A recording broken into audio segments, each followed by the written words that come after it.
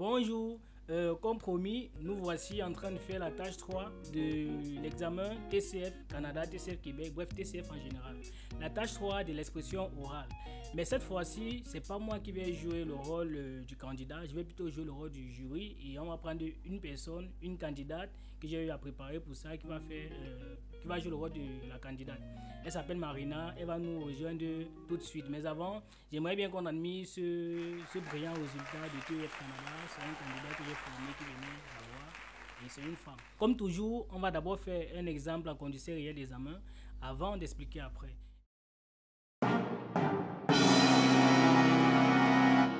Voilà, Marina nous a déjà rejoint sur le plateau. Et avant, il faut se rappeler que la tâche 3 de l'expression orale dure 4 minutes 30 secondes. Mais généralement, je conseille aux candidats de faire minimum 3 minutes 30 ou maximum 4 minutes. Ne pas prendre tout le temps. Pourquoi? Parce que vous pouvez être hors sujet. On peut vous demander de parler de quelque chose, vous parlez plutôt d'autre chose, ou alors de son synonyme, ou alors de son contraire. Donc, les 30 secondes ou alors la minute qui reste, c'est pour donner au jury de vous poser des questions qui vont vous ramener. Marina est déjà là, on va donc commencer. Voici le sujet. L'intelligence artificielle remplacera-t-elle un jour les enseignants? Êtes-vous prête? Allons-y. L'honneur me choisit d'épiloguer sur un sujet aussi pertinent qu'actuel, surtout pour nous qui sommes en voie d'immigrer vers un pays où la technologie est hyper avancée. Le monde évolue à la vitesse de la lumière, le domaine de l'éducation n'est pas en reste, spécialement la polémique autour de l'intelligence artificielle. Dès lors, une question reste en suspens. Est-ce que l'intelligence artificielle remplacera-t-elle les enseignants? Pour mener à bien mon monologue, j'utiliserai un plan bicéphale.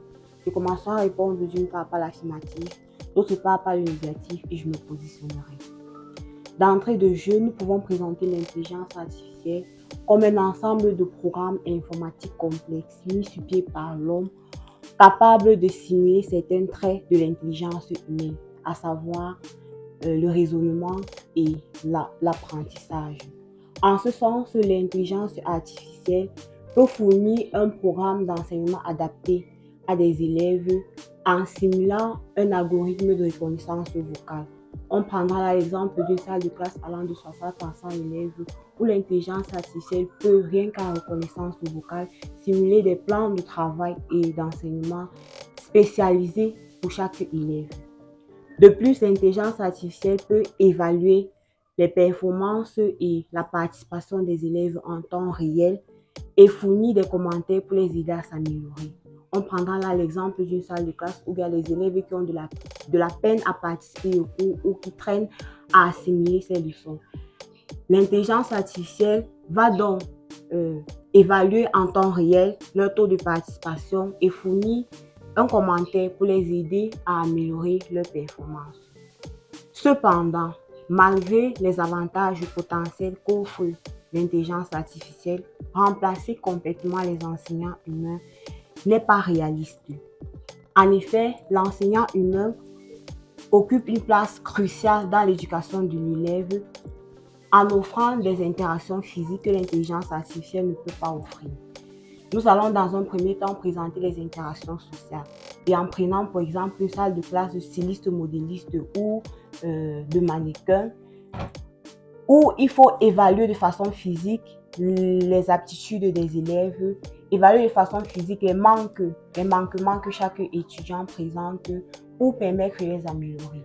Là, le professeur humain est là physiquement et interagit avec les élèves pour leur montrer les techniques adéquates pour améliorer leur performance, chose que l'intelligence artificielle ne peut pas faire. En second plan, nous prendrons les interactions émotionnelles. Et là, nous présenterons comme exemple un élève qui, au-delà du cadre éducatif, n'est pas à un blocus ou n'est pas dans un cadre familial adéquat et est bloqué émotionnellement. Là, l'enseignant physique est là pour l'accompagner émotionnellement, le motiver et donner l'aide morale dont il a besoin pour aller de l'avant et pour booster son résultat au niveau éducatif. En définitive, nous pouvons dire que bien que l'intelligence artificielle présente des avantages incontestables dans le domaine de l'enseignement, elle ne pourra jamais remplacer complètement l'enseignant humain, car elle ne pourra pas offrir les interactions sociales, émotionnelles et physiques que l'enseignant humain offre à l'élève et qui sont des points à ne pas négliger dans l'enseignement. Ok, je vous ai écouté. Bon, maintenant j'ai une question. Vous avez dit que l'intelligence artificielle ne pourra pas remplacer les enseignants. Nous avons vu qu'au vu de la COVID-19, nous avons constaté la montée flamboyante d'Internet et de ce qu'on appelle la classe inversée. Ce qui fait que les enseignants étaient complètement remplacés, les écoles étaient fermées, parfois on faisait cours en ligne uniquement, il y a des applications comme chatbot et tout ce qui va. Est-ce qu'on ne peut pas dire que l'intelligence artificielle a déjà remplacé les professeurs? On ne peut pas dire que l'intelligence artificielle a déjà complètement remplacé les professeurs. Ils peuvent remplacer, mais pas complètement. Pourquoi? Parce qu'il y a toujours ce suivi un peu fraternel ou un peu chaleureux que l'enseignant a, que l'intelligence artificielle n'aura pas auprès des élèves. Ok. Vous venez bien de constater, son monologue était 3 minutes 40 secondes. Donc, j'ai posé une question, mais ce n'est pas parce qu'elle était au sujet, parce que vous avez constaté qu'elle était complètement dans le sujet, entièrement même dans le sujet, mais parce qu'il fallait atteindre le temps, il fallait respecter les 4 minutes 30, je lui ai posé une question qu'elle a brillamment répondu. Donc, j'aimerais donc qu'on comprenne que la tâche 3 de l'expression orale, c'est sans préparation. C'est là ce qu'il faut savoir. Donc, on vous donne le sujet. Si vous avez compris le sujet, si vous n'avez pas compris, vous avez la possibilité de le demander au jury. Pouvez-vous reformuler? On va reformuler ou alors on va dire le sujet en d'autres termes. Et là maintenant, quand vous commencez, c'est parti et c'est directement parti. Il y a maintenant ce qu'on appelle la digression. Parce que comme je l'ai dit récemment, le cerveau retient dans la globalité. Ce n'est pas facile de prendre un sujet et de parler directement.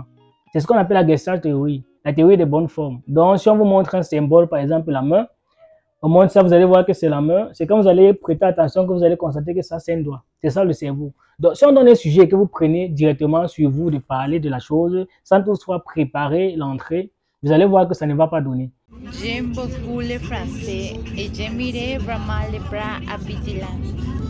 Et vous avez aussi constaté qu'à certains endroits, en fait, dans son monologue, elle n'a pas fait 2 secondes sans parler.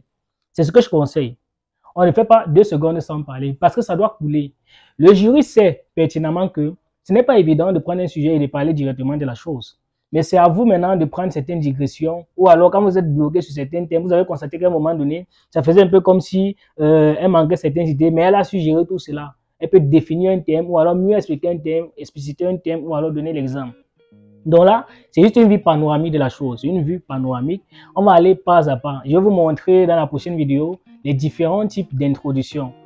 On va voir comment amener le sujet, comment poser la problématique et annoncer le plan. Et même dans l'amener le sujet, on verra les types d'introduction. On verra l'introduction par définition, l'introduction du général au particulier, l'introduction du particulier au général et l'introduction par citation. On verra que après l'introduction, on doit annoncer le plan au fait dans l'introduction. Après ça, on va aller, notre développement doit être structuré en 2 parties. Soit le pour, soit le contre. Vous avez vu, elle a pris le pour, elle a pris le contre. Mais elle n'a pas dit, je vais parler des avantages et des inconvénients. Là, c'est un peu trop traditionnel. C'est trop enfanteux. Elle a dit, je vais répondre d'une part par l'affirmative et d'autre part par la négative. C'est la même chose dont elle a eu à parler, mais sauf que c'est différent. Voilà. Et en dehors de ça, on peut vous donner un sujet tricéphale. C'est-à-dire, on vous dit par exemple, quelles sont les 3 questions à se poser avant de commencer toute démarche d'immigration vers le Canada. C'est à vous de savoir qu'ici, ce n'est plus du genre pour contre. Donc, il y a des sujets comme ça où on vous dit comment lutter contre le racisme. Il y a des sujets de type analytique. Il faudra bien prendre la peine de le savoir.